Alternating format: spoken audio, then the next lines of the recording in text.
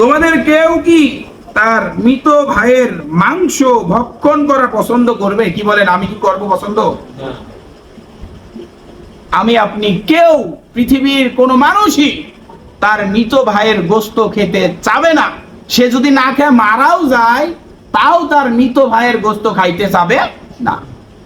কারণ সে আমার ভাই, ভালোবাসার ভাই, মহব্বতের ভাই, তার আমি মৃত গোশত আমি কেন খাবো? এটা যেরকম নিকৃষ্ট মনে করি, মৃত ভাইয়ের গোশত যেরকম খাইতে আপনি আমি অপছন্দ করি, ঠিক আপনার আমার এর চাইতেও বেশি অপছন্দনীয় করতে হবে, অপছন্দ মনে করতে হবে, খারাপ মনে করতে হবে, নিন্দনীয় মনে করতে হবে অপর ভাইয়ের খারাপ বলা, অপর ভাইয়ের দোষ বলা। সে যেরকম আছে। শাইখ আহমদুল্লাহ সাহেবের একজন প্রশ্ন করছে যে হুজুর, মক্কার ইমাম সাহেবের দাড়ি নাই কে? দেখেন, এ কোনোদিন নামাজ পড়ে না, কোনোদিন পাঁচ ওয়াক্ত হাজিরা দেয় না, মানে জুমায় আসে না, কোনো নামাজ নাই, আল্লাহর হুকুম নাই, কিচ্ছু নাই, ইমামের ভুল ধরে বেড়াইতেছে। ওই হুজুরের দাড়ি নাই, হে বেটা তুই ওর কাছে যা দেখছস ওর দাড়ি আছে না নাই, বা কতটুকু আছে, বা দাড়ি উঠছে কিনা? বুঝেন নাই কথা? আমার কথাটা বোঝার চেষ্টা করবেন। মানে আমার নিজের বেলা মানে এত বড় ভুঙ্গা, নিজে দেখে না, আরেকজনের একটা চুল পরিমাণ ছিদ্র নাকি ময়লা, ওইটা দেখতেছে। মানে নিজের বেলা একেবারে শেষ, আর আরেকজনের বেলা কিঞ্চিত পরিমাণ আমরা ছাড়ি না। আমি আমারটা দেখি, আমাকে আল্লাহ জিজ্ঞাসা করবে না যে রবিউল ইসলাম ওই মক্কার ইমাম সাহেব দাড়ি রাখে নাই কেন? সাপোজ মনে করে দাড়ি আছে না আছে, এটা আল্লাহ জানে, আমি দেখি নাই, আমি বলতেছি না কোনো কিছু, আমি জাস্ট বুঝাইতে চেষ্টা করতেছি। আমাকে আল্লাহ তাআলা কালকে কিয়ামতের ময়দানে জিজ্ঞাসা করবে না যে মক্কার ইমামের দাড়ি আছে না নাই বলো তুমি, আমাকে এটা বলবে? আমার কতটুক নামাজ কালাম আছে, আমার কতটুক আল্লাহর ভয় ভিতরে আছে, আমার ভিতরে কতটুক দিন আছে, আমি আল্লাহর হুকুম কতটুক মানলাম, এটা আমাকে জিজ্ঞাসা করবে। আমি আমারটা চিন্তা করি, বুঝেন নাই আমার কথাটা? আমাকে আমারটা জিজ্ঞাসা করবে। তাহলে আমি আপনারটা নিয়ে তো মাথা ব্যথা কেন আমার? নাকি আপনি আমার মাসে মাসে 20,000 30,000 করে টাকা দেন? প্রিয় বন্ধু, প্রিয় বাবাজি, আসলে আমরা বোঝার চেষ্টা করি। আমি আমারটা নিয়ে চিন্তা করি, আমি আমার ফ্যামিলিটাকে নিয়ে চিন্তা করি, যে আমার ছোট মেয়েটার কি অবস্থা, আমার বড় মেয়েটার কি অবস্থা, ছোট ভাইয়ের কি অবস্থা, বড় ভাইয়ের কি অবস্থা, বড় ছেলের কি অবস্থা, এই চিন্তা ভাবনা করি, আরেকজনের সম্পর্কে না চিন্তা করি। এই জন্যই আল্লাহ তাআলা এখানে বলতেছেন যে তোমরা অন্য ভাইয়ের অনুপস্থিতিতে তার খারাপ, তার যে কোনো দিক, একজন মানুষের ভালো মন্দ, ডাইন হাত বাম হাত আমাদের আছে না নাই? ভালো আছে খারাপ আছে, এটা আপনার আমার সবারই, জাস্ট ফেরেশতা বাদে। আপনার যে ভাই ভুল করেছে আপনি তার সামনে বলে দেন, তার অনুপস্থিতিতে আপনি কেন বলবেন? যদি বলেন তাহলে কি হবে? আমি আপনি তো অনেকেই এসবের মধ্যে লিপ্ত আছি। অল বাংলাদেশে অনেক মানুষ একজন আরেকজনের অনুপস্থিতিতে অনেক খারাপ বলে। তাহলে কি হবে? ধরেন আপনি 50,000 টাকা দান করছিলেন, মনে করেন কিছু নেক পাইছেন, আরেকজন ভাইয়ের গীবত করতেছেন, নামাজি একজন ভাইয়ের বা বেনামাজি একজন ভাইয়ের, পাড়াপতি একজন ভাইয়ের গীবত করতেছেন। আপনি যে টাকাটা দান করলেন, যে সওয়াবটা হয়েছে, ওই সওয়াবটা মনে করেন আপনি যার গীবত করতেছেন 5 ওয়াক্ত নামাজি, বলতেছেন ও নামাজ পড়ে, ও যে কি করে বেড়ায় জানি, এই যে এটা গীবত, এটা আপনার বলার দরকার। ওই যে আপনি দান করছিলেন, যে সওয়াবটা পাইলেন 50,000 টাকা, ওই সওয়াবটা আপনি যার গীবত করলেন তার দিক চলে এলো, আর এই গীবতকারী ব্যক্তির, ওই নামাজি ব্যক্তির যে গুনাহগুলো আছে, ওই গুনাহগুলো আপনার সাথে হাতে হয়ে গেল। বলেন নাউজুবিল্লাহ। বুঝতে পারছেন কথাটা? আল্লাহ তাআলা আমাদেরকে বুঝার তৌফিক দান করে বলি আমিন। আল্লাহ তাআলা শুরু থেকে শেষ পর্যন্ত এই কোরআনের আয়াতের যেই সূরাতুল হুজুরাতের 12 নম্বর আয়াতের যেই তাফসীর করলাম, আল্লাহ তাআলা যেন আমাকে এবং আমার প্রত্যেকটা মুসল্লিদেরকে এবং পুরা দেশবাসী প্রত্যেক মুসলমান মুসলিমিন মুসলিমাদেরকে আমল করার তৌফিক দান করে বলি আমিন। বিশেষ করে এই দোষটা পুরুষ মানুষের চাইতে মহিলাদের ভিতরে দেখা যায় বেশি, কি বলেন তাই না? আল্লাহ তাআলা যেন মা বোনদেরকেও হযরত ফাতেমা রাদিয়াল্লাহু তাআলা আনহার মতো আমলি হওয়ার তৌফিক দান করে বলি আমিন। আসসালামু আলাইকুম। আমাদের বসা, আমাদের মজলিস তাসবিহ করে নেই, সেই তাসবিহ করাটা Now subscribe for Islamic video. যে আমি আজকে যা একটি কথা শুনবো, সেই কথার উপর পরিপূর্ণভাবে আমল করব ইনশাআল্লাহ। মনে মনে আমরা এই নিয়তটুকু করে নেব। আল্লাহ চায় তো আমল করতে পারি আর নাই পারি, আপনি আমি যে কোরআনের আয়াতের তাফসীরের যে একটি আমল, মানে আল্লাহ তাআলার হুকুম, আল্লাহ তাআলার আয়াতে কারিমা শুনে যে আপনি আমল করবেন, এই নিয়ত করেছেন, তাসহিহ নিয়ত আপনারা মনে মনে করেছেন, এই নিয়ত করার সাথে সাথে আল্লাহ তাআলা আপনার আমার আমল নামায় নেকি লিখে দিলেন। বলেন সুবহানাল্লাহ। প্রিয় উপস্থিতি, এই জন্যই কোরআনের তাফসীর, রাসূলের পবিত্র জবানের হাদিস মনোযোগ দিয়ে শুনব, কারণ হয়তোবা হয়ে যেতে পারে আজকের এই জুমার দিন আমার শেষ আলোচনা করা, আপনার শেষ বয়ান শোনা হয়ে যেতে পারে কিনা বাবা বলেন। আজকে সকালবেলা একটা জানাজা পড়ে আসলাম কুলারহাট ঈদগাহ ময়দানে। তারা 5-6 ভাই, সে হলো সবার ছেলে, সেই ছেলে হলো আমি, তার চেয়ে আরো বয়স্ক বড় ভাই আছে, যায় নাই, সে ছোট ভাই আছে। তো হয়তো বা সে তো গত জুমার নামাজ পড়েছিল, এই জুমা আর পড়তে পারলেন না। তো আজকে আমি এই জুমা পড়তেছি, আপনি যে আমি আবার সামনে জুমা পড়বো, এর মধ্যে কোনো গ্যারান্টি নেই। এই ইখলাস, এই মন মানসিকতা নিয়ে আমার আপনার সবাইকে চলতে হবে। কারণ সে গরিব হোক, মিসকিন হোক, টাকাওয়ালা হোক, টাকা ছাড়া হোক, ঘরবাড়িওয়ালা হোক, ঘরবাড়ি ছাড়া হোক, ওরও তিনাত মাটি। আমি প্রতাপশালী রাজবাড়ী জেলার সবচেয়ে ধনী, আমারও ওই তিনাত মাটি, নাকি বলেন? ভুল বললাম? আমার কি স্পেশাল এসি খবর দেবেন কে? আমি তো অনেক টাকার মালিক, আমি তো রুমে এসি ছাড়া ঘুমাই না। কবরে কি এসি থাকবে ভাই? এসি থাকবে না।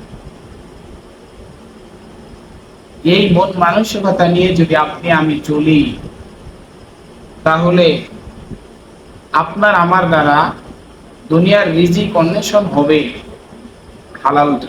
বলেন আলহামদুলিল্লাহ। আলহামদুলিল্লাহ। এই উপস্থিতি, আপনার আমার জীবনের হায়াত অল্প, আপনার আমার জীবনের সময় অল্প। এই অল্প সময়েই আল্লাহ তাআলাকে দেখে যেতে হবে। এই অল্প সময়ের মধ্যেই আল্লাহ তাআলার জিকির করতে হবে। এই সংক্ষিপ্ত সময়ের মধ্যেই আল্লাহকে স্মরণ করতে হবে।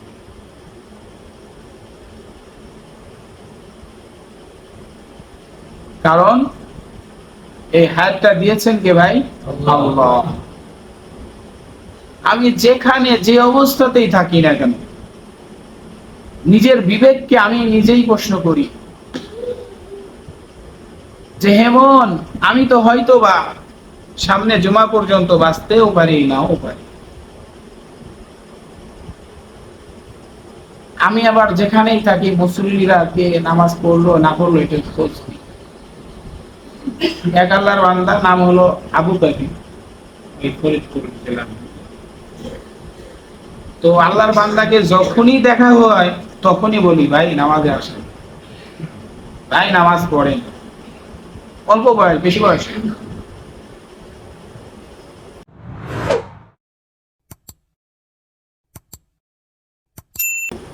তো হুজুরে বলছে নামাজ পড়তে আসতে, এখন হুজুর কি বিয়াদবি করতে পারে? বলতেছে যে হুজুর যাবো নামাজে, যাবো নামাজে। এরকম আমিও ডাকি, কেউ বলে যাবো নামাজে, আসে আর না, হাজিরা আর দেয় না। আমি বলতেছি, আদবের সাথে বলতেছে যে হুজুর যাবো। তো আল্লাহর বান্দা এই যাবো যাবো করতে করতে তার আর মসজিদে আসা হলো না, তার কবরে ঠিকানা হয়ে গেল। বলেন ইন্না লিল্লাহি ওয়া ইন্না ইলাইহি রাজিউন। সে বেচারা যখন বলতো যে যাবো, আর আসতো না মসজিদে, সে কি জানতো যে এই অল্প বয়সে এভাবে দাড়ি ওঠার আগে সে মারা যাবে?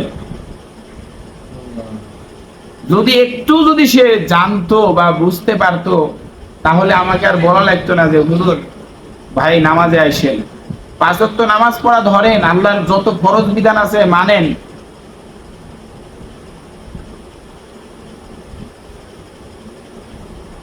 আল্লাহর বান্দাকে নামাজের দাওয়াত দিতেছি আর সেও বলতেছে আসতেছি করতে, আর নামাজে আসা হলো না, তার কবরে চলে যাওয়া।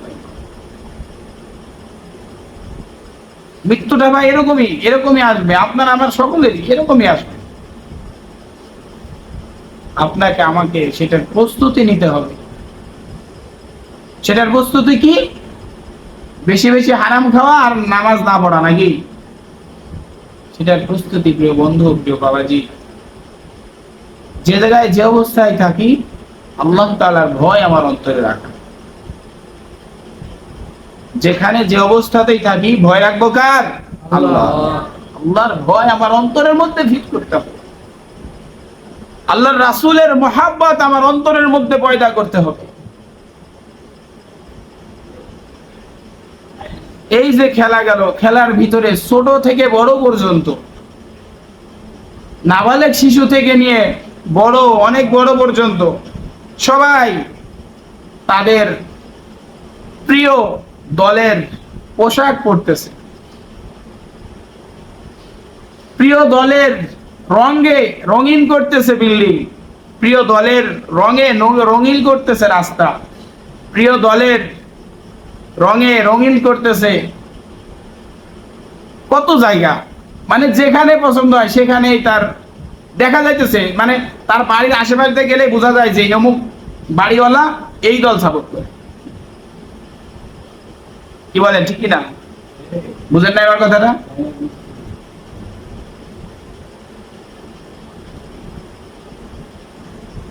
ঠিক আপনি আমি তো মুসলমান, নাকি বলেন? আপনি আমি কি মুসলমান? তাহলে আপনি যদি কোনো, আল্লাহ না করুক, যদি কোনো অ্যাক্সিডেন্টে মারা যান, আপনাকে উলঙ্গ করে কেন দেখতে হবে যে আপনি মুসলমান না হিন্দু? আফসোস, আফসোস। আপনি ওই বেধর্মীকে ভালোবাসেন, আরো বাসেন, সমস্যা নাই, কিন্তু আপনি তো নবীর উম্মত, সেই হিসেবে রাসূলকেও ভালোবাসেন। আপনি তো আল্লাহর বান্দা, সেই হিসেবে আল্লাহকেও ভালোবাসেন। আপনার খেলা প্রিয় আছে থাক, আমি নিষেধ করলে যে আপনি ছেড়ে দিবেন না, এজন্য আমি নিষেধ করতেছি না। আপনার ওটা আছে থাক, আপনি আল্লাহ রাসূলেরও মহব্বত অন্তরে রাখেন। আল্লাহ রাসূল কি আমার কি শত্রু হয়ে গেল? আল্লাহ আমার দুইটা পা দিলেন, দুইটা হাত দিলেন, দুইটা চোখ দিলেন,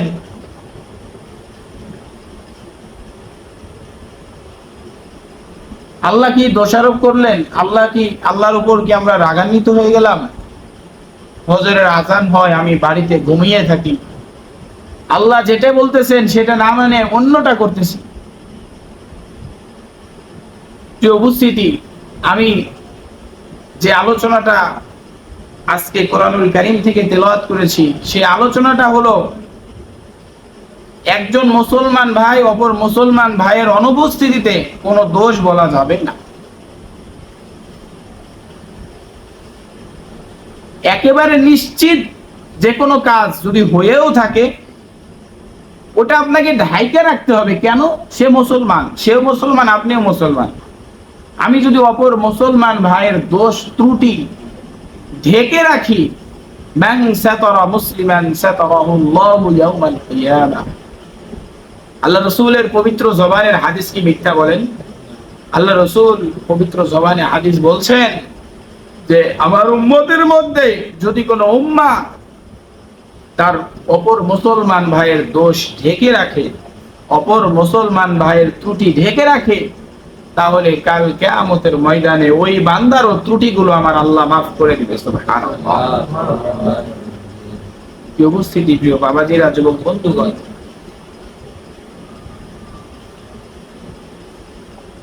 আমরা একজন আরেকজনের পিছে লাগার চেষ্টা করি, গোপনীয় বিষয়গুলো আত্মসাৎ করার চেষ্টা করি। অমুক কি করে দেখি, এই রাস্তা দিয়ে যায়, অমুক ছেলেটা কি করে দেখি তো একটু। আসলে আমার আল্লাহ বলতেছে তুমি আরেকজন ভাইয়ের পিছনে লেগো না। কথা কার? আল্লাহর কথা ভাই। আমার কোনো বানানো কথা আমি বলবো না, আল্লাহ তাআলার প্রত্যেকটা কথা আমি বলবো, ওইটা আপনাকে মানতে হবে যদি আপনি মুসলমান দাবি করেন।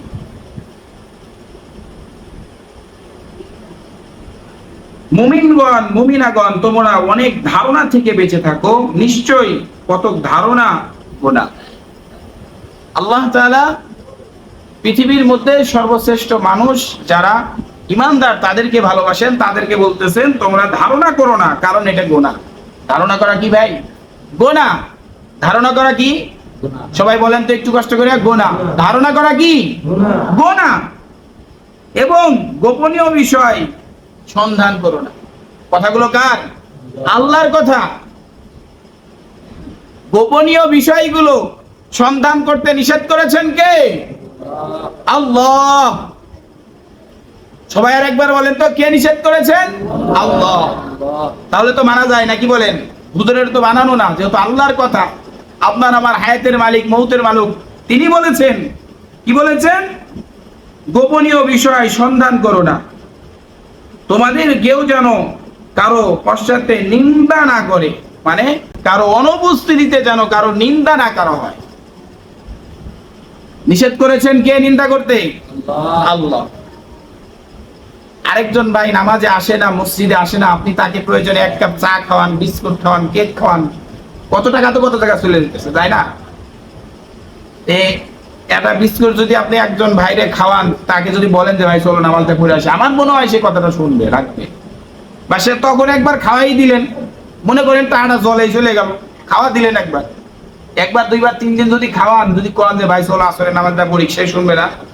আমি মনে করি আল্লাহ, আমি তো দরবেশ নাম্বার 1, ওরে চা খাইতে যাবো, তো বড় তো কাফে, ও তো নামাজে আসে না, পশ্চিম দিকে আসার পরে না, এটা মনে করি আমরা।